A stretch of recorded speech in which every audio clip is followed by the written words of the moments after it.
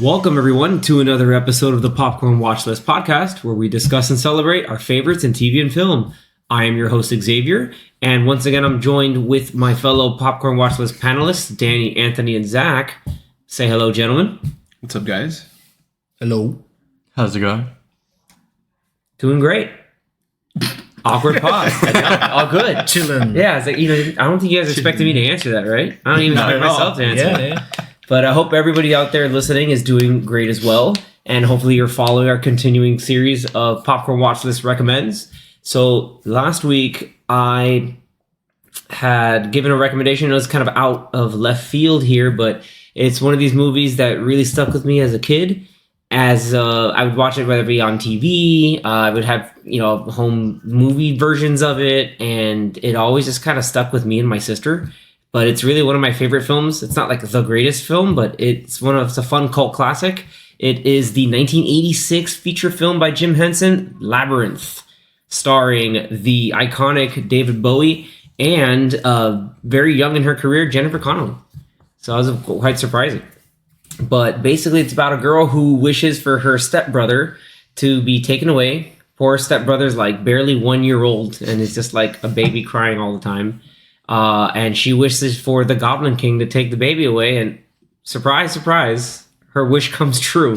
David Bowie as Jareth the Goblin King shows up in his crazy white wig and with his goblin army of goons decides to take the baby away. And so then Sarah, the main character, has got to go on a fantasy quest, meets wild creatures and characters along the way to hopefully get her brother back and stop the Goblin King.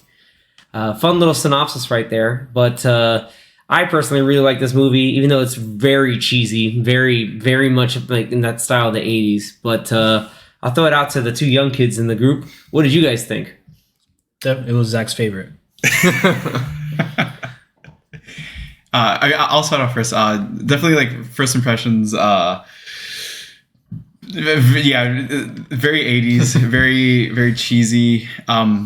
I do give it props for the puppeteer work because given that you have the guy that created the Muppets, you expect nothing less of quality, or lesser in quality than anything related to that, to that Muppets like franchise and their sister franchises and stuff. Mm-hmm.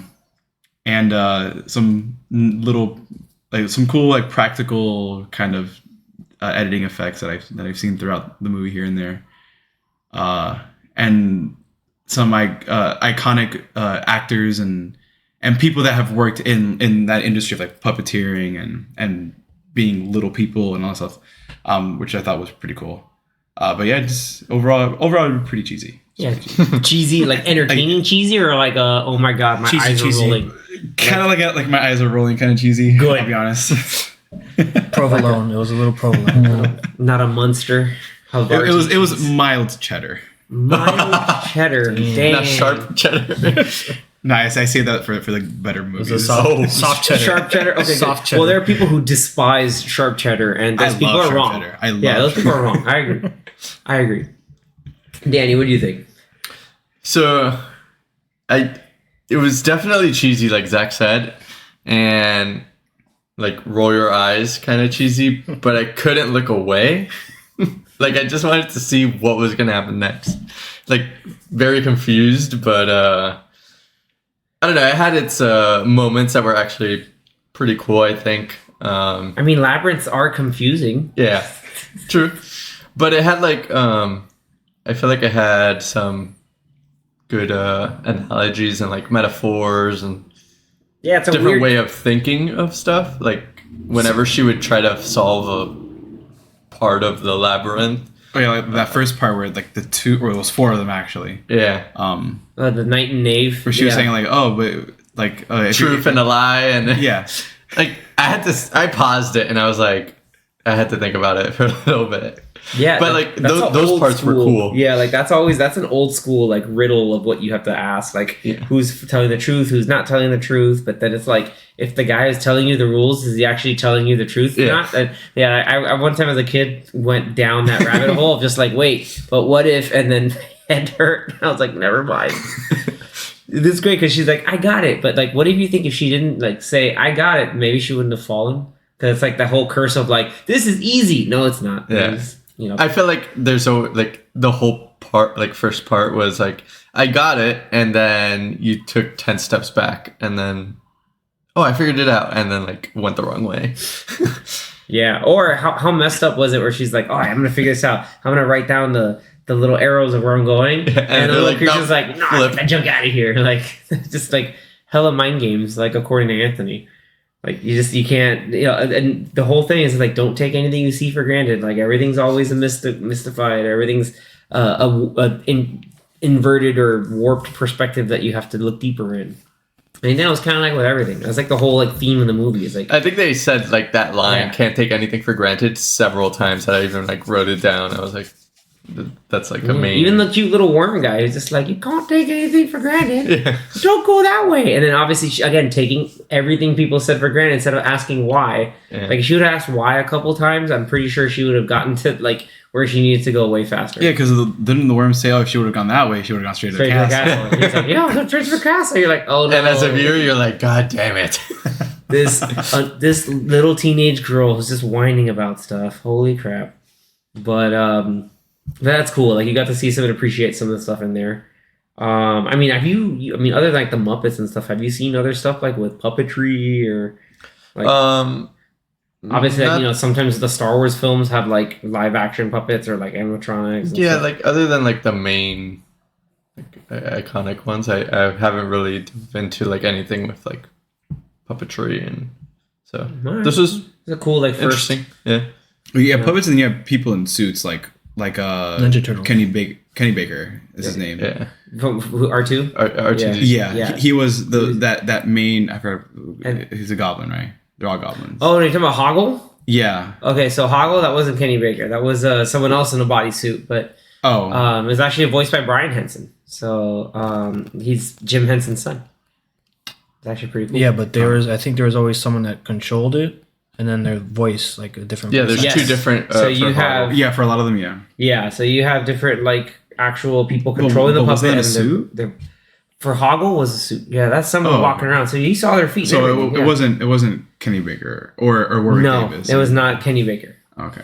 Like Ludo, the giant thing too. Also was like the puppeteer. He was with someone else in there, like the guy who did the voice for Ludo. Like he actually did the like a lot of the movements too. So actually, it's pretty. Don't you mean Hogwarts instead of Hoggle? Hoggle? Yeah, they call it she Hogwarts. said Hogwarts, and I'm like You're what? like Wrong J.K. franchise. Rowling. J.K. Rowling. J.K. Rowling. J.K. Rowling. That's where she got it from. She really She took a couple things from this movie. I wouldn't doubt it. Quite a if she few. did. Like what? What was the other thing aside from The Hogwarts? staircase section at the end. Oh, The Labyrinth. Well, that's just a MC Escher thing that I don't know, everybody but takes. she's like, let me move them so they can go to their classes. Classes. And Yeah.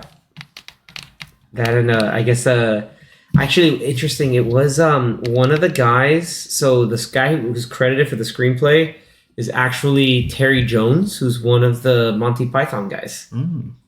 So that I actually didn't know that until very recently. The only Monty Python I know is I forget John his name now. Cleese? Yeah, John Cleese. There we go. Yeah, I was like, yeah, you mean John Cleese? And then there's Terry Gilliam, who's also did a lot of wild movies like the Adventures of Munchausen. Eric Idle was one of them. Eric Idle's another one, and then Terry Jones. Monty Python's also great. Yeah, I think this movie is funny enough about England. It's like half of it was filmed, or some of it was filmed in the UK, and some of it was filmed in like upstate New York. Wasn't it like mainly released in the UK? No, it was released first here, but like so I think I have I normally Danny, you have box office numbers, but I have them right here. The magic of technology is that apparently it had a budget of 25 million, but the US box office it only grossed 12.9, but it was a success in the UK and overseas, and it grossed 34 million worldwide.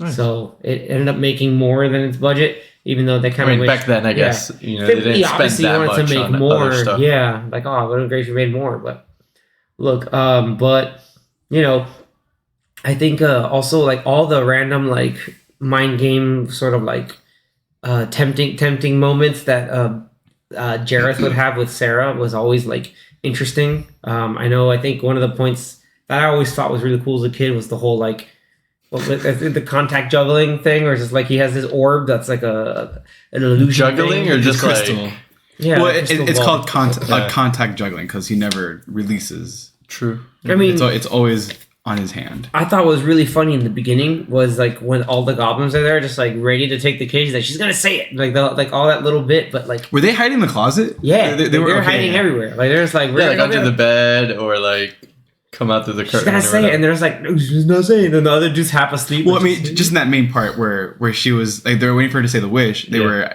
I guess, hiding in the closet. I don't think where- they were like physically would've- in the closet because it's kind of like or behind the door. no, that, because it's to that like world. when the movie ended and she's like looking at herself in the mirror, she sees the characters through the mirror, but she turns around, they're not there. So it's kind of like Yeah. it's her imagination of the characters. So I feel like those goblins at the beginning was like her imagination of them, just like they were Coming, there in the yeah. room. Because if you look at a lot of stuff in her room, a lot of the things around her room are like the different creatures that she sees in that. there's a lot of in that other realm. things. Yeah, there are a lot of clues in her room that actually show them. It's sort of like the whole thing's kind of a dream, but Probably have maybe to, like, it isn't. rewatch it to understand. Like, To, well, the notice whole that. like the very end part with the MC Escher thing, she has the painting or like the picture of in her room, like it's somewhere hidden there. And but like a lot of things, like from the stuff with the owl, like Sir Didymus and Ambrosius, like that dog, like I think that's just like basically like a weird projection of her actual dog. Yeah. The one that's like, no, he sleeps in the garage because her stepmother's evil. Like, how are you gonna tell that dog that you're not allowed in the house? It's terrible. Just absolutely terrible. But then she goes anyway. But like I always thought that the production value and the sets were really like unique. Yeah. Like all the cool like locations. The one tunnel where Jareth finds her again. He's just like, come on, just stop, and then they starts doing the whole juggling thing. So fun fact about that is that there's actually a guy. I had his name somewhere here. Okay, Michael Motion is a guy. He did all the crystal ball juggling behind David Bowie, while David Bowie just like had his hands hidden, and he would have the hands out and do Gotcha. it. Okay. But here's the wild thing: he's doing all that blind because he's just like, oh, there Bowie's like obviously can't like yeah. bodies in front of me because Bowie's a tall guy. So it's like I can't see everything, but I'm gonna go ahead and do all of That's it. how anyway. good he is. I wonder how many takes it would have taken. One. You got that Bowie out there. It's one. And I was saying before the podcast that it reminded me so much of those the Fushigi commercials from back in the Yep. day, like 10 years ago more or less. And the tricks were basically the same thing that you see in those commercials and the ads and stuff. And I was like, oh, it's just like that. I mean, Jareth was supposed to be, according to the concept idea of the guy who worked with Jim Henson on Dark Crystal, like Brian Froud. He said that he wanted Jareth's performance to be a little bit like kabuki theater, and like Bowie's all in on that too. Like he stayed in Japan for a while, so he like kind of understood the assignment for some people, like whether it's for better or for worse, but like it's very acted out with his hands and with like other body motions that are different than what you'd normally expect. Then you got some musical moments. Some all those musical moments brought to you by David Bowie himself. He wrote all those songs. Nice. I feel like there weren't that many songs. How many songs It were was there? like 3. Like 4 actual like musical Yeah. numbers that he sang. It lip-synced. was what was the one song? So my favorite song. Dance Magic. So yeah, the Magic Dance. He recorded 5 songs. That 5. Yeah, 5 songs, man. The best part is my favorite one is As the World Falls Down, like the one where she, like when she was all like hallucinating, she's at the ball. Oh, That part was cool. Yeah, and then they have like the masquerade stuff. Oh, that was another thing too. I wanted that to song mention. is awesome. There's a part where she sees him, and then he disappears when someone walks by. All I can imagine was him Jason going like Bourne. this. And he goes, Basically, what it, for our listeners, obviously there's no video, but he kind of like he follows the movement of the character that he was supposed to like disappear behind, and I remember seeing like like part of his shoulder, part of the arm that kind of like disappeared when he was moving. That was kind of funny. Yeah, it was like, again, like kind of goofy. I don't know if it was intentional or not, but like it was pretty. Let's just say it was. It was. Let's just say it was. But yeah, the Magic Dance song is really cheesy. Like they played that like at the end, and they also played it when like they first kidnapped Toby, and they freaking like in that musical number, like you can tell when it's like a fake baby, and they just chucked it up in the air. Yeah, when there's a part where it's in the air and then they catches it, and then it's like it just edited out to like as they catch it, it's like yeah, it's like here's the kid now. There are a lot of those like quick jump cuts. Look, man, like I mean it's the 80s. You're not gonna just chuck a baby. I mean, you could. The magic of editing. The magic of film editing. It was really silly. One of my, but I don't know, like so like other than. We mentioned, I think, a little bit of the characters, like any like standout of the like side characters that Sarah meets along the way. I was just gonna say, like, which ones do you guys like? I like the MVP is Ludo, man. Ludo That controls rocks. Yeah, just like the rocks fly up or levitate, really. Or when she crossed the bridge, because he brought up the rocks. And he was the one controlling the rock to help her throw the rock at those dudes. Yeah. when he was hanging upside down. So I didn't realize that at first. I was like, is that rock just moving by itself? Yeah. And then later, I'm like I thought it was part of the Ludo, yeah, part of like the world that it was just doing it for her. But then I realized how it was the bog of eternal stench. It's just like fart noises. The bog, which is great. And then we had what's his name? Didymus? Sir Didymus? Oh, that's my favorite character. That dude is just like all for it. He's like, let's go fight. It reminded me of Yoda, just like flipping around with his sword. And my favorite was when he was riding like, literally riding the dog. Ambrosia coming. His little dog's like, no, I don't want to do that. He's like, I'll never feed you again. And it's like the dog's like, no, brakes like. He's like, no, let me go back. Like again, it's like that lights up out of like. I don't know. That cheesiness was great. That's freaking awesome. And then there's towards the end they go into like this building through the door, and then Hoggle says, "Oh, how's Ludo gonna get in?" And Ludo just rips open the wall. I was like, okay, yeah. That was during like the whole like battle sequence, right? Yeah, that's when like the whole Goblin army comes out there, and even so, like that, like you have a lot of puppets moving around, and like, but there was a lot. There was a lot. I was impressed with how many. Exactly, that's a lot. Like puppets were on screen. But it was still like, but still like easy to follow. Like it wasn't like like a massive like random. Like I don't think of other movies where they just put like a whole bunch of mess in front of you. Like there's a big battle, but there's a whole lot of mess. You could definitely see all the different types of puppets there. It's not like they were all just they all kind of like blended in. Like you couldn't tell that there were like that many. I feel like you could individually see all the different ones. Yeah, and so you have now individual controllers or like how you have the bigger stuff in. So and like the coloring of them, I guess. Like I guess it helped. Yeah.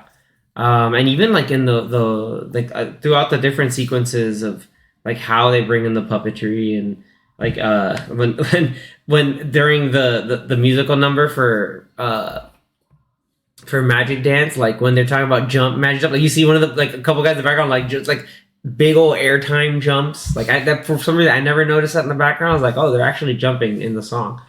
Like it's like slightly off rhythm because they're like just they're goons, like they're goblins, so they're not like super coordinated. But I really like that. So that moment where she was hypnotized or whatever, and she was essentially like in the glass that he has, or whatever that is, or bubble. And then when she breaks it, and then like when everything just kind of like. I don't know. It was a really cool effect. I'm not really sure how they did that, but it was a really cool effect when everything just like crumbled and then she fell and it kind of like warped around. Yeah. Like interesting is like that's you brought your real point. Like there are some of those like kind of effects that like to Zach's point, like I can come out really cheesy, and then there are times like oh wow that worked really well. Like when she's in the ball, you could tell that they were in the whatever like in that crystal ball. It was like that wavy dreamlike feel. Filter on top. Like in a lot of 80s sitcoms, whenever someone was having like a dream sequence, you could tell because it was always like white and wavy on the edges of the screen. Yeah, Like, oh, this must be a flashback or a Like dream. that extra burn-in Yeah. filter. Absolutely, they used it a lot. I remember in like Wayne's World, like and it does the weird like wavy kind of thing going on. Yeah, I just like it's a this fun little goofy fun time, but like it was one of those you're just like a lot of people will reference this in the back like sometime around. They're just like someone will make a Labyrinth reference, whether it's like David Bowie's like ridiculous outfits or like the whole idea of just the Labyrinth itself, and like it's normally like, oh, it's just a hedge maze, but no, there's like some a whole bunch of wild stuff going on. Well, didn't you choose this because of the one reference? The in one Ted Lasso random episode? reference in Ted Lasso, Of like the Goblin King. Mhm. Yeah, it's like, oh wait, Goblin King. It's like, I get that. Now you get it. And you're like, oh, that wig is ridiculous. But also you can't call it ridiculous because it's David Bowie. And there will be no David Bowie slander on this podcast.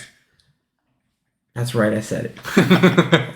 No, but any other like standout bits? I know like, Anthony's seen this around. He's my age, so like he's known about this or seen this for a while, and it's just like I've actually never seen all of it, so I was glad that I thought that I'd seen it in passing, like on TV or something, but I guess I only saw parts of it, and then so watching all of it, I was like, oh, I don't remember any of this. I was like, I don't remember any of this part, so it was cool. It was cool to rewatch it, and yeah, it is cheesy, like these guys said, but it's dangerously cheesy.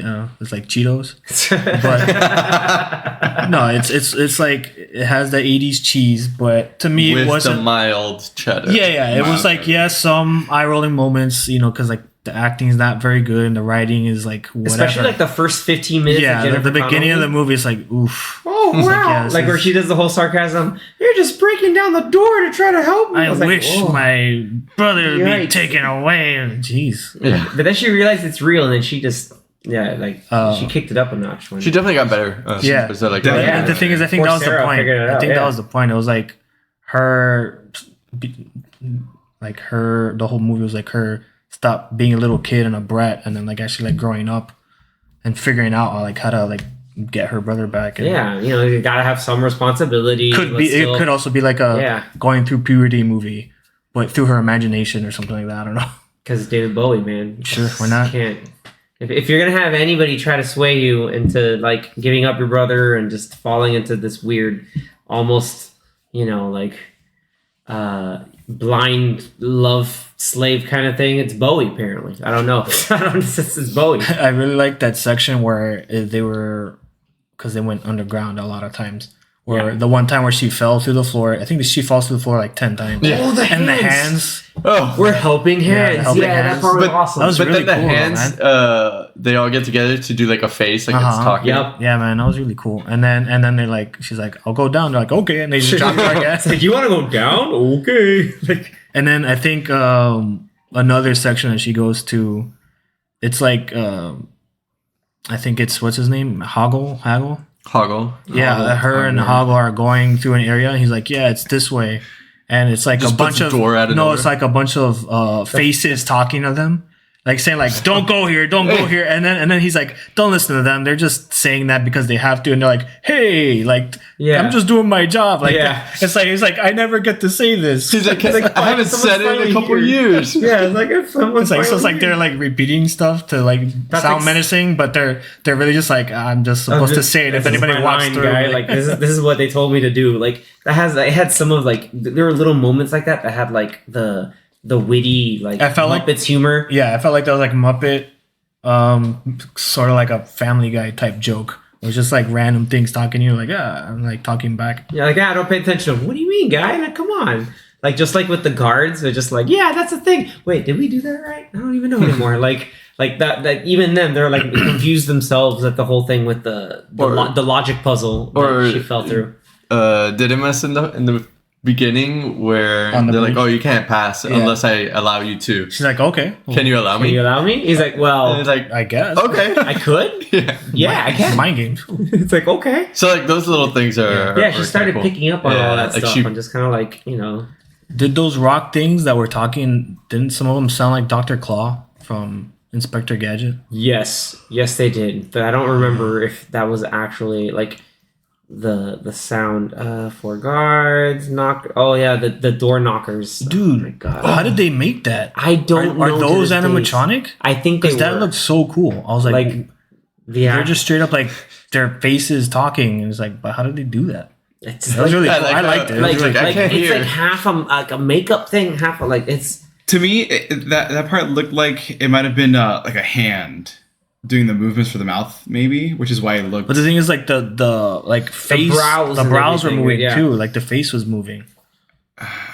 Maybe they had like an opening. I'm sure they just had For- guys behind it with like little controls, just doing all the little movements of the face. But I mean, or ventriloquism has gotten pretty sophisticated. Like if anyone watches like Jeff Dunham, some of his puppets have eyebrows that he moves controlling his fingers. So like he'll have like two fingers or his three fingers like this for the mouth, but then his other fingers would be used for the eyebrows, kind of like that.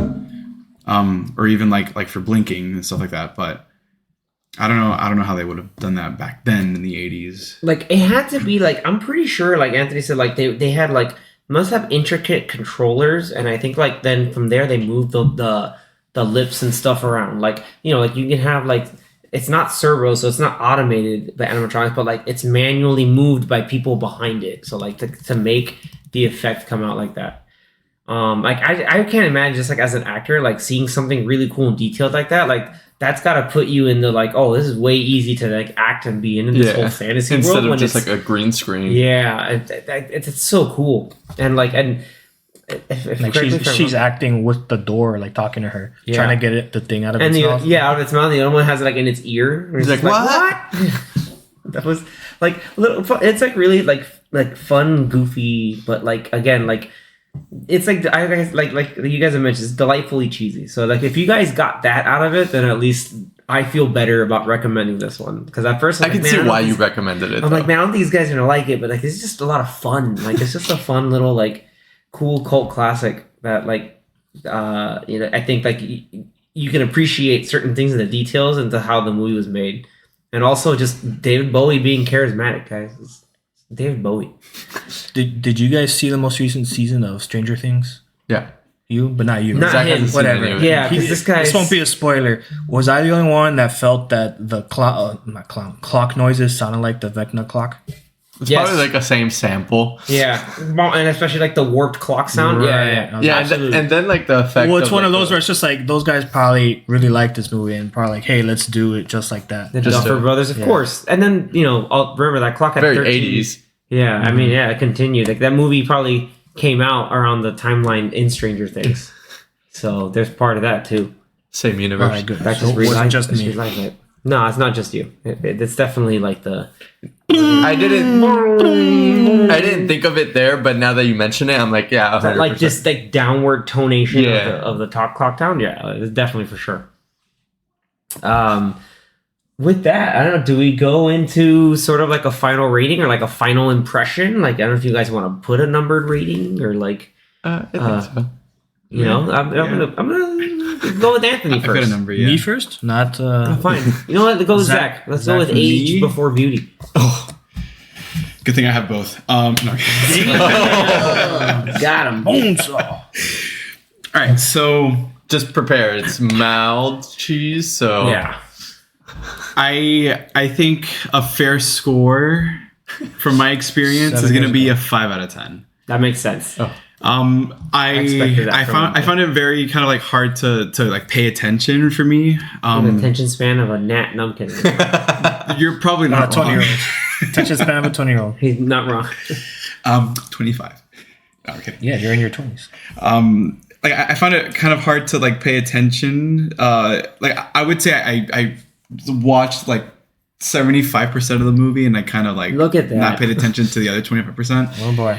But I will give the like the production, what's the word? I give them props. There we go. I give them props for their having props.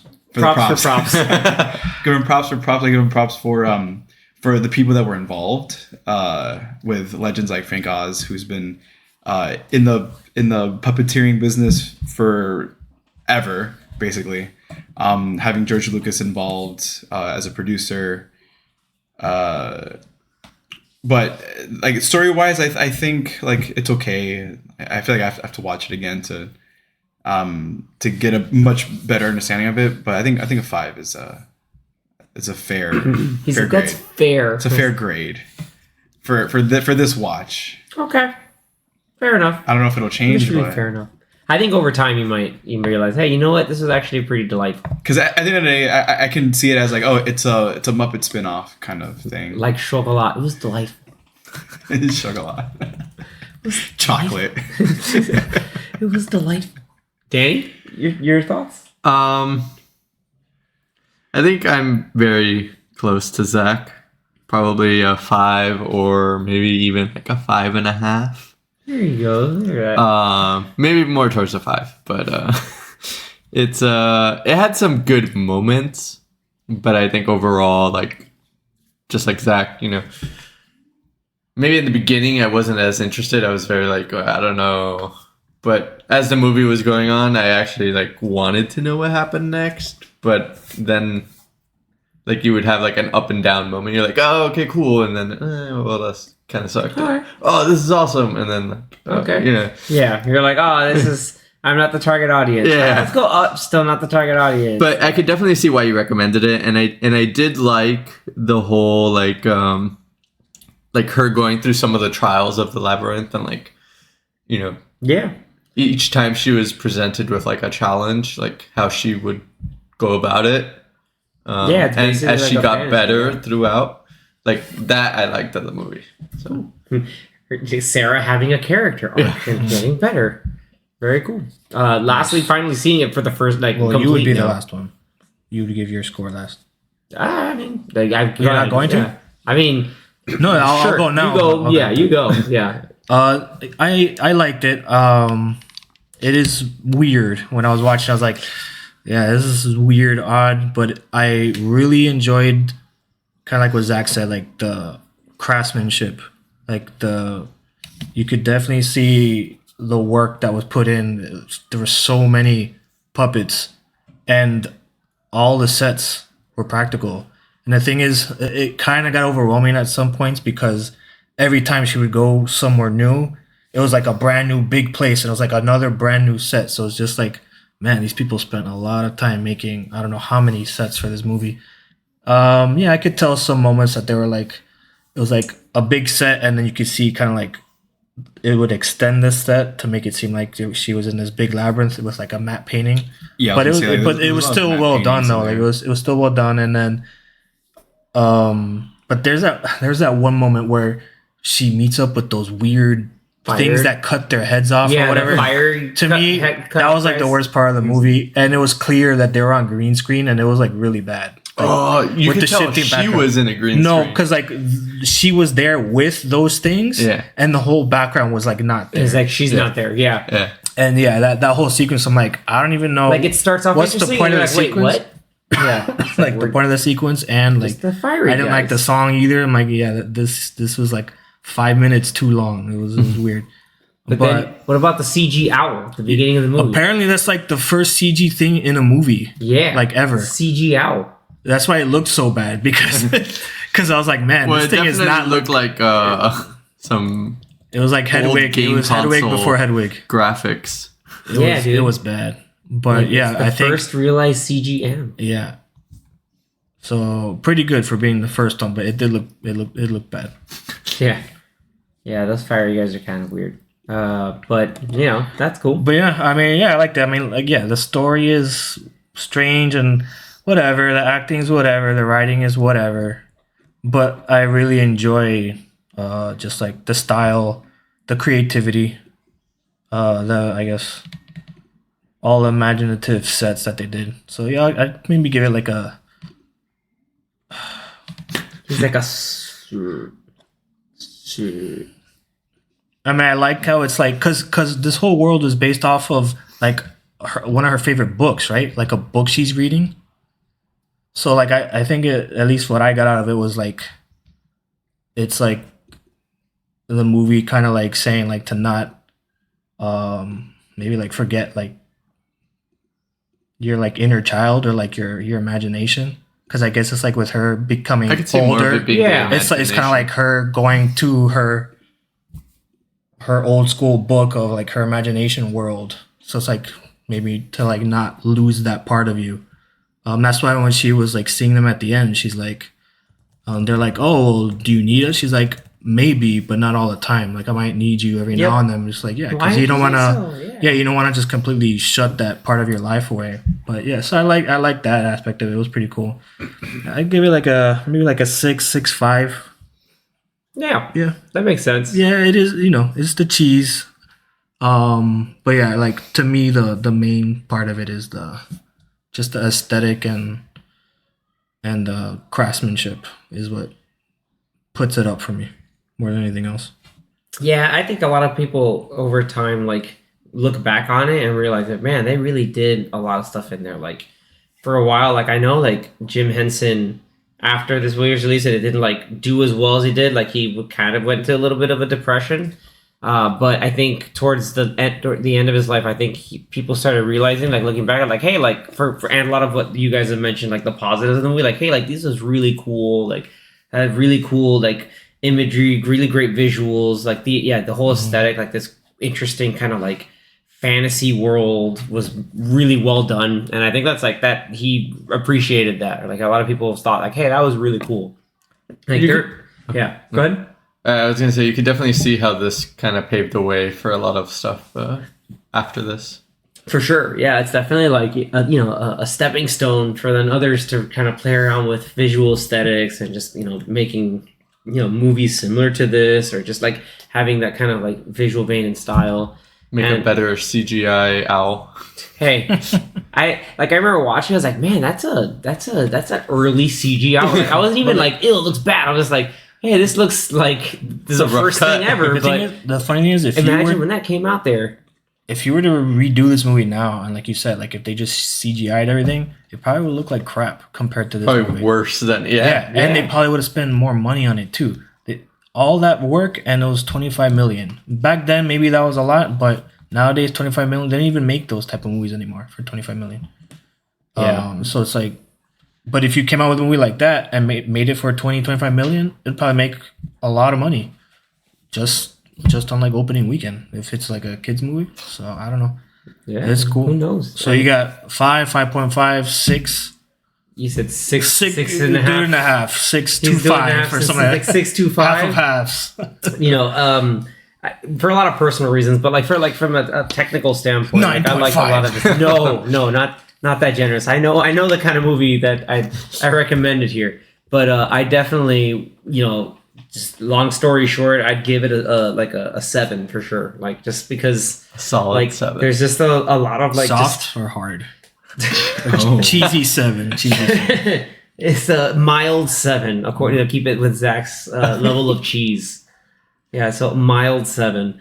Yeah, you guys basically said it all, but Nice. like I think you guys picked up on the things I wanted you guys to see from this movie, which is like really cool, like unique and different way to make a movie. You had just that kind of like lighthearted cheese with a bit of like interesting and visuals, sometimes freaky, a little scary, but other times like kind of playful and interesting. But yeah, like there are a lot of really cool stuff like just through there, but then like just a lot of little pieces that just come together to make something really unique. And it's just, I don't know why, like my sister, like growing up, like I would always watch this and be like, this just was very interesting. It wasn't like, you can tell, like, yeah, like it's not like the greatest thing ever made, but it's like, man, it's always interesting. You couldn't look away, at least for me. It's like, hey, this is fun. This is interesting to watch. Definitely had that feeling where I was like, I can't stop watching it. Yeah. It's not good. It's not great. I want to like finish it and see where it goes. Yeah, let's keep going. Yeah, but that and like I've always was a fan of Bowie's music, and it's like he always did random acting here and there. Like he's also go out and watch The Prestige. He plays Nikola Tesla in that. But That's right. He's a very obviously prominent. He's the prominent antagonist in this movie. He's a random character in Twin Peaks. He's also cameos as himself in Zoolander. But that was great. But anyway, you can tell he's being more lighthearted. Like he was kind of like lighthearted and kind of like not super serious in the 80s anyway, like with his Let's Dance album. Like that was like, he's just like having fun, and this movie, him being a part of this movie kind of like added to that kind of feeling that he had, where he's just like, we're just gonna hang out, we're gonna have some fun, we're not gonna have something super introspective, but like let's have some fun and possibly do some light baby kidnapping. You wouldn't increase your score because Jennifer Connelly's in it? No. Damn. She's hot, but no. He's not swayed by the charms of Jennifer Connelly. She only got better as an actress over time. But I mean, she's in your favorite movie, she's Suit Lady.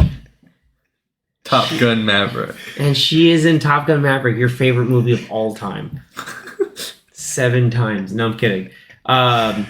Cool, guys. So overall, I hope like you at least enjoyed it, or it's like, hey, like I didn't waste my time watching this movie, so I feel good about that.